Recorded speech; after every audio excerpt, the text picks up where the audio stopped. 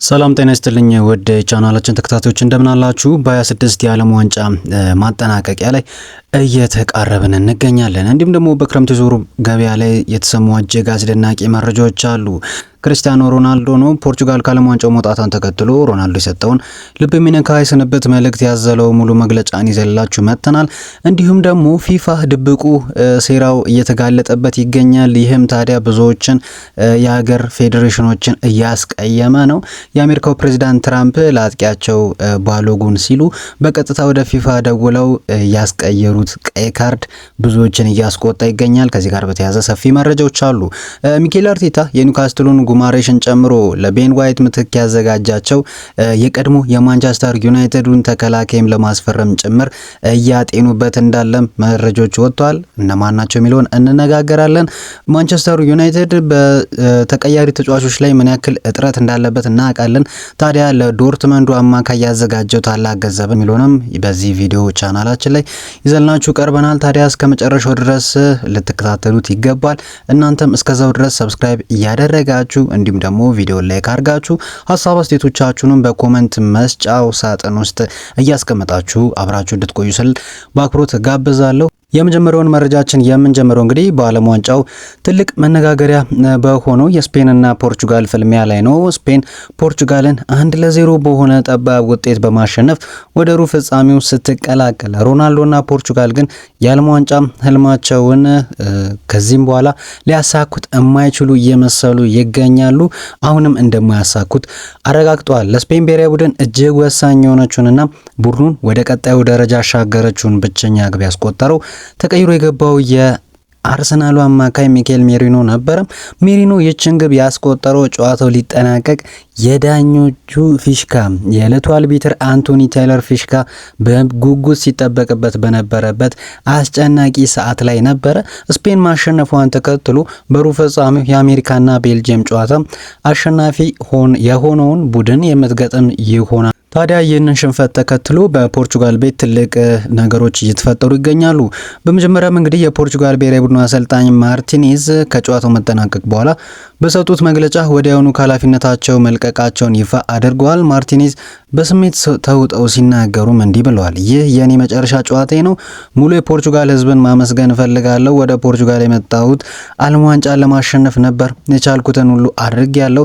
ነገር ግን ከዚህ በላይ መቆየቴ ለቡድኑ ምንም ጥቅም የለውም። የዛሬው ጨዋታ በዓለም ዋንጫው ካደረግናቸው ጨዋታዎች ሁሉ ምርጡ ነበር። ፖርቹጋላዊውን በዚህ ብሔራዊ ቡድን ሊኮሩ ይገባልም ሲሉ ነው የተናገሩት። የቡድኑ አንጋፋና አምበል የሆነው ክርስቲያኖ ሮናልዶ ደግሞ ከዚህ መራራ ስንብት በኋላ ማዘኑንም አልሸሸገም። ነገር ግን ንጹህ ህሊናን ይዞ እንደሚሄድም ለዓለም ገልጿል። ሮናልዶም ሲናገር በጣም አዝኛለሁ፣ ነገር ግን ንጹህ ህሊና ይዤ እሄዳለሁ። ምክንያቱም ለሀገር ያለኝን ሁሉንም ነገር በሜዳ ላይ ሰጥቻለሁ። ነገ አዲስ ቀን ነው፣ ህይወትም ይቀጥላል። የቻልኩትን ሁሉ ስላደረግኩ በእያንዳንዷ ቀን ጧት በንጹህ ህሊና እየነቃው እገኛለሁ ብሎ ተናግሯል። በዓለም ዋንጫው ላይ የመጨረሻ ጨዋታዬ ነው፣ ነገር ግን በፖርቹጋል ብሔራዊ ቡድን የመጨረሻ ጨዋታዬ ስለመሆኑ ገና አልወሰንኩም፣ ውሳኔ ላይ አልደረስኩም ብሎ ነው የተናገረው። ሮናልዶ አክሎም በፖርቹጋል የመጀመሪያውን ትልቅ ዓለም አቀፍ ዋንጫ ማለትም የዩሮን ዋንጫ ማሸነፉ ለሱ ትልቅ ትርጉም እንዳለውና ለሱ ዋጋው ልክ እንደ ዓለም ዋንጫ እንደሆነ ገልጾታል። እና ሮናልዶ እንግዲህ ባልተጠበቀ መልኩ እንግዲህ ብዙዎች ጠብቆታል። ስፔን ልታሸነፍ ትችላለች፣ እንደውም በቀላሉ 2-3 ጎሎችንም አስቆጥራ የማሸነፍ እድል ይኖራታል ብለው ነበር። ነገር ግን የፖርቹጋሉ የግብ ዘብ ዲዬጎ ኮስታ ይህ አይፈጠርም ሲል ነበር የገለጸው። ታዲያ በዚህ ምክንያት ስፔን 1-0 በሆነ ውጤት ማሸነፏን ተከትሎ ፖርቹጋል ከውድድሩ ተሰናብታለች። ስፔን በቀጣይ በሩብ ፍጻሜ ጨዋታው ቤልጅየም አቻዋን የምትገጥም ይሆናል። በሌላ በኩል በታላቁ የዓለም ዋንጫ ጨዋታ እንግዲህ ቤልጅየም አዘጋጁ አሜሪካንን 4-1 በሆነ ሰፊ ውጤት ማሸነፍ ችላለች። አሜሪካ እንግዲህ በ16 ውስጥ ሁሉም አስተናጋጅ ሀገራት ከውድድሩ መሰናበታቸውን እየተመለከት እንገኛለን። ጨዋታው ገና በ9ኛው ደቂቃ ላይ ነበር ሻርለስ ዴክታላሬ የኒኮላስ ሪስኬንን ግሩም ኳስ ተጠቅሞ ቤልጅየምን ቀዳሚ ያደረገው። አሜሪካውያን በ31ኛው ደቂቃ ላይ በማሊክ ቴልማን አማካኝነት የቅጣት ምት አስቆጥረው ጨዋታውን 1-1 ማድረግ ችለው ነበረ። ነገር ግን ዴክላሬ ከሁለት ደቂቃዎች በኋላ በጭንቅላት በገጨው አስደናቂ ግብ ቤልጅየም እንደገና መሪ መሆን ቻሉ። በሁለተኛው አጋማሽ የአሜሪካው በረኛ ማት ፍሪስ የሰራውን ስህተት ተጠቅሞ ሃንስ ቫናክን ሶስተኛ ግብ ያስቆጠረ ሲሆን በጭማሪ ሰዓትም 93ኛ ደቂቃ ላይ ተቀይሮ የገባው ሉካኩ አራተኛዋን ግብ አክሎ ጨዋታው 4-1 በሆነ ውጤት ተጠናቋል። በዚህም መሰረት ቤልጅየም በሎስ አንጀለስ በሚደረገው የሩብ ፍጻሜ ጨዋታ ከስፔን ጋር የምትገናኝም ይሆናል። አሁን ደግሞ ስፖርታዊ ጨዋነትንና ሕግን አግልሎ መላውን ዓለም ወደ አነጋጋሪ ታላቅ የፖለቲካና የስፖርት ድራማ ያሸጋገረውን መረጃ እንነጋገር። የአሜሪካው ፕሬዚዳንት ትራምፕ በእግር ኳሱ ሕግ ላይ በቀጥታ ጣልቃ በመግባት ታሪክ የማይረሳ ውዝግብ ፈጥረዋል። ነገሩን ግን እንዲህ ነው። የአሜሪካው ኮከብ አጥቂ ባሎጉን በቀደመው ጨዋታ ላይ በቀጥታ በቀይ ካርድ ተመልክቶ ነበረ። በህጉ መሰረት ከአሜሪካ ቀጣይ ጨዋታ ማለትም ከቤልጂየም ጋር መታገድ ነበረበት። ነገር ግን ፕሬዚዳንት ትራምፕ የፊፋውን ፕሬዚዳንት ኢንፋንቲኖን በቀጥታ በስልክ በመደወል ቀይ ካርዱ ውድቅ እንዲሆን እንዲታገድም ጠይቀዋል። ፊፋም ባልተለመደ መልኩ የባሎጉንን የአንድ ጨዋታ እገዳ ለ12 ወራት በገደብ እንዲዘገይ በማድረግ ተጫዋቹ ከቤልጂየም ጋር እንዲሰለፍም ፈቅዶ ነበር። በትላንትናውም ጨዋታ ተጫውቶ ነበር። ታዲያ ዶናልድ ትራምፕ ይህንን ድርጊት መፈጸማቸውን በይፋ አምነዋል። ትራምፕም ሲናገሩ አዎ ፊፋ ውሳኔውን እንዲፈትሽ በስልክ ደውዬ ጠይቄ ያለው የተከበረውን ኢንፋንቲኖን ደውዬ አነጋግር ያለው እኔ ስፖርቱን በጣም በደንብ እረዳለሁ። ባሎጉን የሰራው ምንም አይነት ጥፋት የለም። የዳኛው ውሳኔም ልክ አይደለም ሲሉ ነው የገለጹት። ተጫዋቾቻችን ምንም ሳያጠፉ በቀይ ካርድ አባረሩት። ነገር ግን ቀጣይ ጨዋታ ላይ እንደማይሰለፍ አላወቅኩም ነበረም። ታዲያ ወሳኝ ልጃችንን በዚህ መንገድ ማጣት ፍጹም ኢፍትሃዊ ስለሆነ ነው ጣልቃ የገባሁት ሲሉ ተናግረዋል። አክለውም እንግዲህ አስከፊ ያሉት የዳኛው ውሳኔ እንግዲህ ባሎጉን በዓለም ዋንጫው 3 ግቦችን አስቆጥሮ ወሳኝ ተጫዋች በመሆኑ እሱን አሳጥቶ ጨዋታውን ማድረግ ስህተት እንደነበረም ተናግሯል። ይህንን የፊፋን ታሪካዊ ውሳኔ ተከትሎ እንግዲህ የቀድሞ የፊፋ ፕሬዝዳንት ጆሴፍ ብላተር ተቋማቸው በጽኑ ተችተዋል።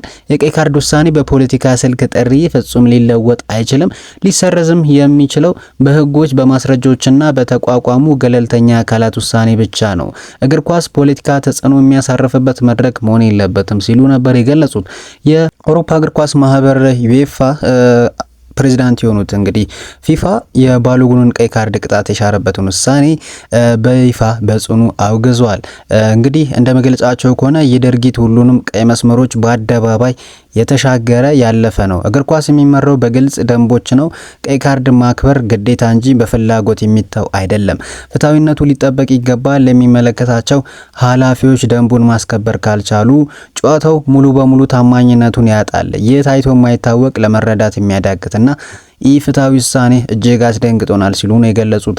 ታዲያ የፊፋው ፕሬዚዳንት ኢንፋንቲኖ የቀረበባቸውን ተቃውሞ ተከትሎ የሰጡት ምላሽ አለ። የፊፋ ዳኝነትና የዲሲፕሊን ኮሚቴ ፍጹም ገለልተኛ ነው፣ የሚሰራውም በፍትሃዊነት ነው። እያንዳንዱን ጉዳይ ህጉን ተከትለን ነው የምንሰራው። ከትራምፕ ጋር አዘውትሬ እነጋገራለሁ። ከበርካታ የዓለም መሪዎችና ተጽዕኖ ፈጣሪዎች ጋር መነጋገር የተለመደ ነው። ለፕሬዝዳንት ትራምፕ የፊፋን ህጋዊ አካሄድ አስረድቻቸዋለሁ። የዲሲፕሊን ኮሚቴ ውሳኔዎች አንዳንድ ጊዜም እኔንም ያስገርሙኛል፣ አንዳንዴ እስማማለሁ፣ አንዳንዴ ደግሞ እኔም አልስማማም ሲሉ ነው የተናገሩት እና ይህ ሀሳባቸው ጭራሹንም በብዙዎች ዘንድ ቁጣን እየቀሰቀሰባቸው ይገኛል። ከነዛ መካከል ለምሳሌ ያክል የፈረንሳይ እግር ኳስ ፌዴሬሽን ጥያቄ አቅርበዋል። ከባሎጉን ቀይ ካርድ ጋር በተያያዘ ማይክል ኦሊሴ ያየው ቢጫ ካርድም እንዲሰረዝለት ለፊፋ ይፋዊ ጥያቄ ማቅረባቸውንም እየተመለከትን እንገኛለን። ከዚሁ ጋር በተያያዘ እንግዲህ ሌሎችም ሀገራት እንደዚሁ የቀይ ካርድ ውሳኔያቸው እንዲሻርላቸው ለምሳሌ ያክል የእንግሊዝ ብሔራዊ ቡድንም የጃረል ኳንሳ ቀይ ካርድ እንዲሻርም ጥያቄ እያቀረቡ ይገኛሉ። ፍትሃዊ መሆን ከተቻለ የኛንም ጥያቄ ማክበር መቻል አለባቸው ሲሉ ነው እየተናገሩ የሚገኙት። አሁን ደግሞ ወደ ክረምቱ እጅግ ትኩስና ተለዋዋጭ የዝውውር መረጃዎቻችን እንለፍ። የአርሰናልን ስንመለከት ጉማሬሽ እንግዲህ ወደ አርሰናል ማምራት ሂደቱ መረጃዎች በጣም በሰፊው እየተነሱበት ነው ያለው። የኒውካስትል ዩናይትድ ባለስልጣናት ክለቡ ካለበት የፋይናንስ እጥረትና ደንብ አንጻር ከ65 ሚሊዮን ፓውንድ በላይ የሚቀርብ ማንኛውንም የዝውውር ጥያቄ መቀበል ምክንያታዊ እንደሆነ እንዳመኑ ነው የተመለከት ነው። ተጫዋቹ ራሱ ወደ አርሰናል ለመዘዋወር ከፍተኛ ፍላጎት ያለው ሲሆን ተወካዮቹም ዝውውሩ እንዲሳካ ከጀርባ ጠንካራ ስራዎችን እየሰሩ እንደሚገኙም መረጃዎች ይወጡ ይገኛሉ። አርሰናል በጥብቅ የሚያደንቀውና የረጅም ጊዜ እቅዱ ያደረገው ሌላ ወጣት ኮከብ መረጃ እየወጣ ይገኛል። ነገር ግን የአሁኑ ክለብ በርነማውዝ እንግዲህ ኤሊ ጁኒየር ክሩፒ ይህንን ተጫዋች ላይ የለጠፈበት ዋጋ በጣም አስደንጋጭ እንደሆነ ነው የተመለከትነው። ምክንያቱም ልጁን ለማቆየት ከፍተኛ ጥረት እያደረገ በመሆኑ ነው። ተጫዋቹን በቀላሉ ለመልቀቅ አይፈልጉም። ክሩፒ ከአርሰናል ጋር ለማገናኘት በርንሞዝ እስከ 90 ሚሊዮን ፓውንድ የሚጠጋ እጅግ ከፍተኛ ዋጋ እየጠየቀበት ይገኛል። ይህ ደግሞ ለ18 ዓመት ተጫዋች እንደዚህ አይነት ዋጋዎች በጣም ውድ መሆናቸው እየታመነ ይገኛል። እንዲሁም ደግሞ የቤን ዋይት ምትክ ፍለጋ እንግዲህ ወደ ቀድሞ የማንቸስተር ዩናይትድ ተከላካይ እንዳመራቸው እየተመለከት እንገኛለን።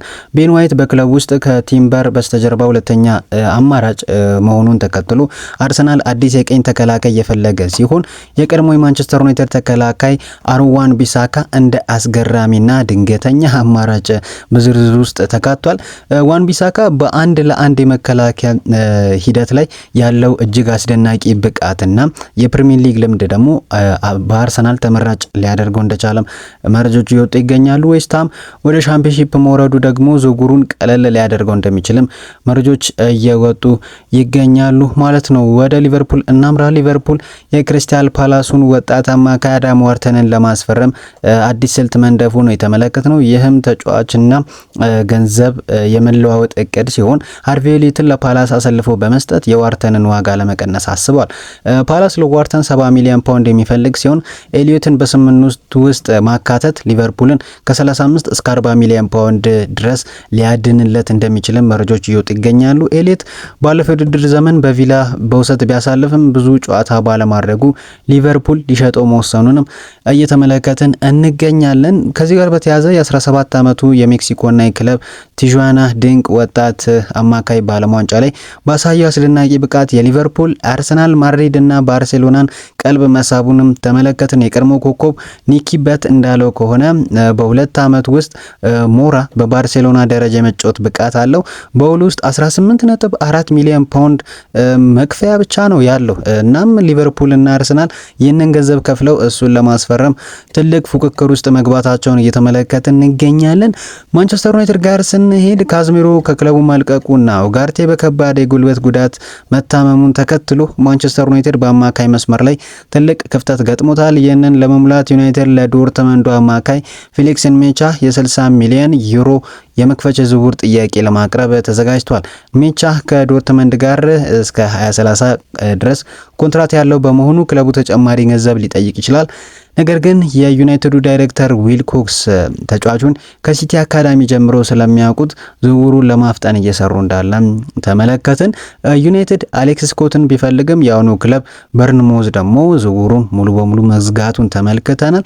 ሌላው የነበረው አማራጭ ማቴዎስ ፈርናንዴዝ ደግሞ ቶተናምን በይፋ ተቀላቅሏል። ታዲያ ዩናይትድ አሁን ላይ ቼልሲውን አንድሬ ሳንቶስንም እንደ አማራጭ እያየ እንዳለም እየተመለከትን እንገኛለን። ውድ ተከታታዮቻችን የዛሬ እጅግ ጥልቅና ሰፊ መረጃዎቻችን እነዚህን ይመስሉ ነበር። የዶናልድ ትራምፕና የፊፋ ድብቅ ሴራንን በተመለከተ ሰፊ መረጃዎችን ይዘን ቀረብን። አርሰናል ብሩኖ ጉማሬሽን እንዴት ማግኘት ይችላል? ዩናይትድስ የ60 ሚሊዮን ዩሮ ጥያቄ ያዘጋጀለት ሜቻ ይከፈልበታል ወይ? ፖርቹጋልና ሮናልዶ በዚህ መልኩ ከዓለም ዋንጫው ተለያይተዋል። ሀሳባችሁስ? እናንተም አካፍሉን። የእናንተን ውድ አስተያየት እንግዲህ ሀሳባችሁን ለማስቀመጥ ከታች ባለው ኮሜንት ሴክሽን ላይ በዝርዝር ማስፈር ትችላላችሁ። ቪዲዮን ከወደዳችሁት ላይ ማድረጋችሁና ለጓደኞቻችሁ ሼር ማድረጋችሁን በፍጹም እንዳረሱ። ሰብስክራይብም ሳታደርጉ የምታዩን ተመልካቾቻችን አላችሁ። ሰብስክራይብ እያደረጋችሁ ቤተሰብ እንድትሆኑ ስንልም በአክብሮት እንጋብዛለን። በቀጣይ እስከምንገናኝ ድረስ ሰላም።